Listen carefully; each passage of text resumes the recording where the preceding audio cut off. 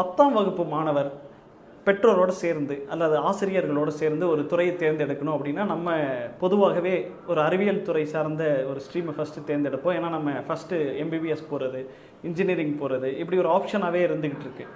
நம்ம காமர்ஸை தேர்ந்தெடுக்கிறதுக்கான காரணங்களில் தான் இனிமேல் நம்ம வரக்கூடிய சூழலில் எந்த அளவுக்கு ஒரு டிஜிட்டல் உலகமாக மாறிட்டு இருக்கோன்றதை நம்ம பார்த்துக்கிட்டே இருக்கோம்.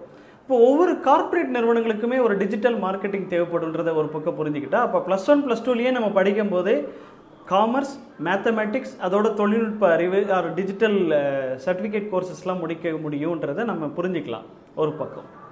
இன்னொரு பக்கம் காமர்ஸ் வெறும் பிகாம் எம்காமோட நிற்க போகிறதில்ல. ஆனால் +1 +2 தேர்ந்தெடுக்கும் போதே நம்ம பார்வையை பிகாமோட நிறுத்திட வேண்டாம், எம்காம் தான் நம்மளோட எல்லை அப்படின்னு சுருக்கிட வேண்டாம்.